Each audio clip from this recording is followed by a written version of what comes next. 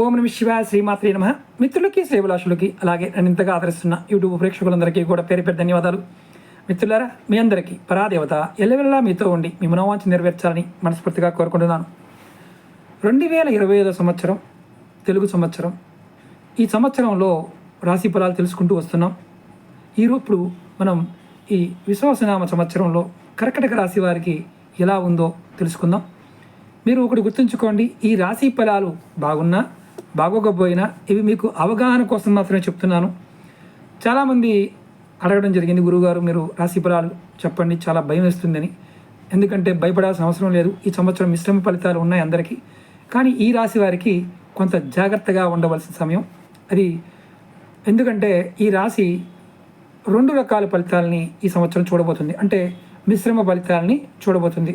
ఎందుకంటే మే వరకు మీకు గురుడు గోచరంలో అనుకూలంగా ఉన్నాడు. మే వరకు తర్వాత మారుతుంది. గ్రహ ప్రభావం ఎలా ఉందంటే శని మీ 9వ ఇంట్లో ఉన్నాడు. అలాగే మే 18 తర్వాత రాహు మీ 8వ ఇంట్లోకి మారడం వల్ల ఆర్థిక విషయాల్లో కొంత ఇబ్బందులని చూడబోతున్నారు. కాబట్టి జాగ్రత్త పడాలి. అలాగే మే 14 గురువు మీ 12వ ఇంట్లోకి ప్రవేశిస్తాడు.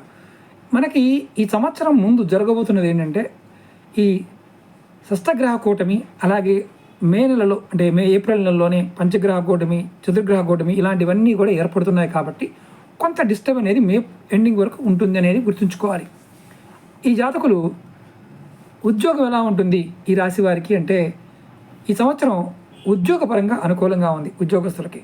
అలాగే ముఖ్యంగా ఫస్ట్ హాఫ్ అంటే ఏప్రిల్ నుండి సెప్టెంబర్ వరకు ఏదైతే సమయం ఉందో ఆ సమయంలో మీకు వ్యాపారం చేసేవారికి మంచి అవకాశాలు కూడా కలుగుతాయి.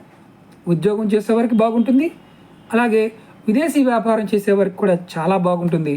ఈ సమయంలో మీరు గురుడు మే 14 తర్వాత 12 ఇంట్లోకి ప్రవేశించడం, దీనివల్ల మీరు చేసే పనులు కొంచెం జాగ్రత్తగా చేసుకోవాలి అనే విషయాన్ని మీరు గుర్తుంచుకోండి.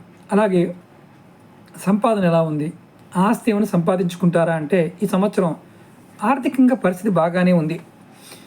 మేలో గురువు 12వ ఇంట్లోకి వెళ్ళాక ఆర్థిక విషయాలు కొంచెం జాగ్రత్తగా మీరు నిర్ణయాలు తీసుకోవాలి.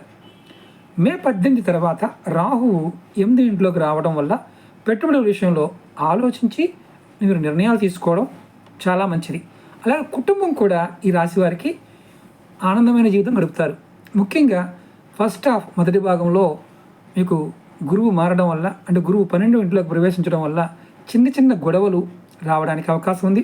ఓపికగా ఉండాలి. మరియు మీరు స్పష్టంగా మాట్లాడాలి. అంటే విషయాన్ని మీరు అటు ఇటు మార్చకుండా మడత పెట్టకుండా ఉండగలిగితే మీకు ఎటువంటి ఇబ్బంది రాదు. అలాగే ఆరోగ్యపరంగా ఈ సంవత్సరం మొదటి భాగం బాగానే ఉంది. మే 14 గురువు 12వ ఇంట్లోకి ప్రవేశించడం, అప్పుడు ఆరోగ్యం పట్ల కొంచెం జాగ్రత్త మీరు తీసుకోవాలి. మే 14 తర్వాత మే నుంచి మీకు చర్మ సంబంధమైన వ్యాధులు, స్కిన్ అలర్జీస్ లాంటివి మీకు సమస్యలు వచ్చే అవకాశం ఉంది. అలాగే వ్యాపారం చేసేవారు, స్వయం సమృద్ధిగా ఉన్నవారికి ఎలా ఉందో చెప్తాను. ఎవరైతే సంవత్సరం వ్యాపారం చేసేవారికి, సొంతగా పనిచేసుకునే వారికి అనుకూలంగానే ఉంది. ముఖ్యంగా మొదటి హాఫ్లో అంటే మొదటి భాగంలో అంటే ఏప్రిల్ నుండి సెప్టెంబర్ వరకు మీకు మే నెలలో గురువు 12వ ఇంట్లోకి వెళ్ళాక ఆర్థిక విషయాలు కొంచెం అప్ అండ్ డౌన్ అవుతుంటాయి. జాగ్రత్త పడాలి.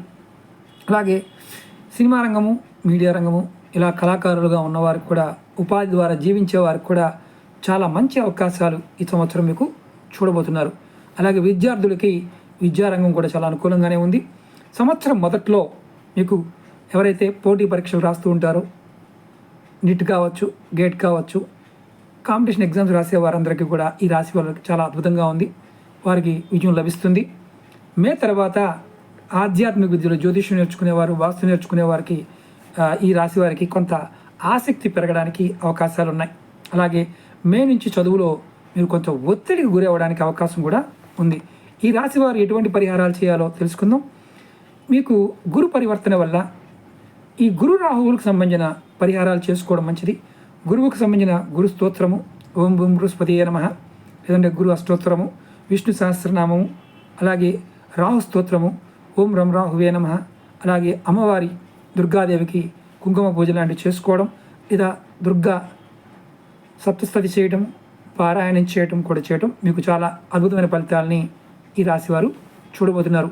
ఇక్కడ ఒకటి గుర్తుంచుకోండి, కర్కటక రాశివారు ఈ సంవత్సరం మిశ్రమ ఫలితాలు ఉంటాయి కాబట్టి చెప్పుకోదగ్గ గొప్పగా ఏదైనా ఇబ్బందులు అనేవి లేవనే చెప్పాలి. ఆరోగ్య విషయంలో జాగ్రత్త, ఎందుకంటే శని భగవానుడి యొక్క ప్రభావం చేత 12 రాశుల వారు కూడా ఖచ్చితంగా ఎక్సర్సైజ్ చేయటం అనేది చాలా చాలా అవసరంగా మనం గుర్తించాలి. అలాగే మీకు ఈ వీడియో నచ్చినట్లయితే వీడియోని లైక్ చేయండి, ఛానల్ని సబ్స్క్రైబ్ చేసుకోండి, పక్కనే ఉన్న గంట సింబల్ని యాక్టివేట్ చేసుకొని ఈ వీడియోని 10 మంది మిత్రులకి మీ గ్రూపులో షేర్ చేయండి. ఓం నమః శివాయ, శ్రీమాత్రే నమః.